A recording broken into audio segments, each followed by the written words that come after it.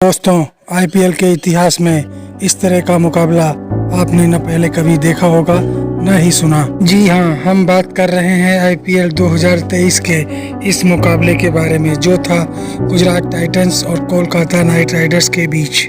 Gujarat Titans के कप्तान राशिद खान ने जहां टॉस जीतकर पहले बल्लेबाजी करने का फैसला किया, तो वहीं पारी की शुरुआत करने आए वृद्धिमान साहा और शुभमन गिल। दोनों सलामी बल्लेबाजों ने आते ही शुरुआती कुछ ओवरों में आकर्षक शॉट लगाए और मैदान के चारों ओर से रन बटोरना शुरू कर दिया।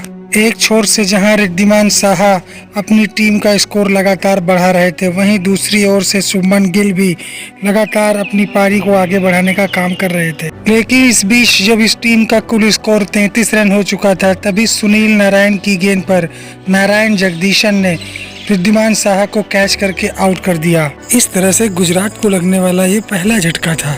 इसके बाद गुजरात टाइटंस की तरफ से शुभमन गिल का साथ देने आए एस सुदर्शन, और सुदर्शन ने आते ही हाथ खोलने शुरू कर दिए और उन्होंने शुभमन गिल के साथ मिलकर एक अच्छी साझेदारी निभाई। लेकिन इसी बीच उमेश यादव ने सुनील नारायण के हाथों कैच कराकर शुभमन गिल को पवेलियन का रास्ता दिखाया। शुभमन गिल ने अपनी पारी में 31 गेंदों का सामना किया, जिसमें उन्होंने 39 रनों की पारी खेली और 5 चौके लगाए और गुजरात टाइटन का स्कोर 100 रन के पार पहुंचाया। शुभमन गिल के आउट होने के बाद क्रीज पर उनका स्थान लेने पहुंचे ए मनोहर, लेकिन वो भी अपनी टीम के लिए कुछ खास नहीं कर सके और 14 रन के निजी स्कोर पर उन्हें सुयश शर्मा ने बोल्ड आउट कर दिया। और इस तरह से 118 रन के कुल स्कोर पर गुजरात टाइटंस को यह तीसरा झटका लगा। इसके बाद दूसरे छोर पर खड़े सुदर्शन का साथ देने आए विजय शंकर, और इस बार ऐसा कुछ हुआ जिसका गुजरात टाइटंस को भी अंदाजा नहीं था, क्योंकि विजय शंकर ने आते ही अपनी तूफानी पारी से दर्शकों का दिल जीत लिया और मैदान के चारों तरफ चौके छक्के जड़ के रन स्कोर लगातार बढ़ाते रहे। वहीं दूसरे छोर पर खड़े सुदर्शन भी विजय शंकर का भरपूर साथ देते नजर आए और उन्होंने भी कुछ आकर्षक शॉट लगाते हुए रन स्कोर को लगातार बढ़ाते रहे। इसी बीच सुनील नारायण ने सुदर्शन को कैच आउट कराकर पवेलियन का रास्ता दिखाया। सुदर्शन ने कुल 38 गेंदों पर 53 रनों की पारी खेली, जिसमें 3 चौके और 2 छक्के शामिल थे और टीम का कुल स्कोर 153 रन पर 4 विकेट हो चुका था। गुजरात टाइटंस की पारी की पूरी जिम्मेदारी विजय शंकर और डेविड मिलर के कंधों पर आ चुकी थी, लेकिन किसी को नहीं पता था कि अब मैदान पर विजय शंकर का तूफान आने वाला था और विजय शंकर ने मैदान के चारों तरफ चौके छक्के लगाते हुए गुजरात टाइटंस का स्कोर लगातार बढ़ाया और मात्र 24 गेंदों पर उन्होंने 63 रन की पारी खेल डाली, जिसमें 4 चौके और 5 छक्के शामिल थे। उनकी इस पारी ने मैदान का माहौल ही बदल डाला और अपनी टीम का स्कोर 204 रन पहुंचा दिया 20 ओवरों में। और अब बारी थी केकेआर की सलामी बल्लेबाज गुरबाज और जगदीशम जब ओपनिंग करने आए तो उनके सलामी बल्लेबाज कुछ खास नहीं कर सके और गुरबाज, जो कि 15 रन के निजी स्कोर पर अपना विकेट गंवा बैठे, उन्हें मोहम्मद शामी ने यश दयाल के हाथों कैच आउट करवाया। केकेआर की टीम को दूसरा झटका ही जल्दी ही लग गया।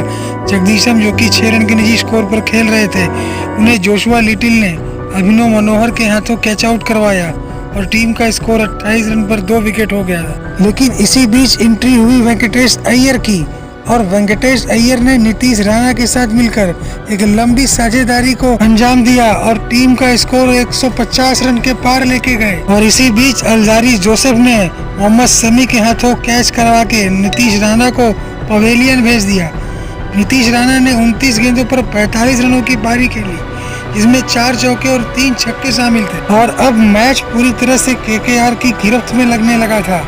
लेकिन इसी बीच वेंकटेश अय्यर, जो कि 40 गेंदों पर 83 रन बनाकर 8 चौके और 5 छक्के लगाकर खेल रहे थे, उन्हें भी अलजारी जोसेफ ने गिल के हाथों कैच करवाकर आउट कर दिया। और इसके बाद मैच में जो कुछ हुआ वो किसी अजूबे से कम नहीं था, क्योंकि मैच ने पूरी तरह से रंग बदलना शुरू कर दिया था। क्योंकि इसके बाद मैच में जो कुछ भी हुआ वो सभी को आश्चर्यचकित कर देने वाला था कि अय्यर के आउट होने के बाद उनका स्थान लेने पहुंचे एक छोर पर रिंकू सिंह और दूसरी छोर पर स्ट्राइक लेने आए रसेल, जो कि राशिद खान ने उन्हें 1 रन के निजी स्कोर पर आउट कर दिया। और जैसे ही रसेल आउट हुए, उसके बाद उनका स्थान लेने पहुंचे सुनील नारायण, उन्हें भी राशिद खान ने अपनी दूसरी ही बॉल पर कैच आउट कराकर पवेलियन भेज दिया। और अब राशिद खान हैट्रिक पे थे और उनके सामने शार्दुल ठाकुर थे, लेकिन राशिद खान ने एलपीडब्ल्यू कराकर शार्दुल ठाकुर को भी पवेलियन का रास्ता दिखाया और इस तरह से राशिद खान ने हैट्रिक लेते हुए इतिहास रच दिया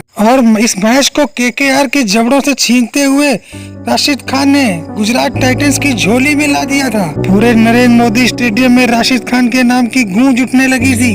अब केकेआर को एक ओवर में जीत के लिए 29 रन बनाने थे और सामने थे बल्लेबाज रिंकू सिंह। लेकिन अब जो होने वाला था वो भी किसी इतिहास से कम नहीं था। रिंकू सिंह ने 5 गेंदों पर लगातार 5 छक्के मारते हुए अपनी टीम को ऐतिहासिक जीत दिलाई और गुजरात टाइटंस के जबड़ों से मैच को छीनते हुए केकेआर की झोली में लाके डाल दिया। उनकी इस अद्भुत, अविश्वसनीय और अकल्पनीय पारी से केकेआर के प्लेयर्स भी दंग रह गए और सभी ने रिंकू सिंह को जाकर कांधे पर बिठा लिया और सभी ने उनका अभिवादन करना शुरू कर दिया। इस तरह से केकेआर ने 3 विकेट से जीत दर्ज की।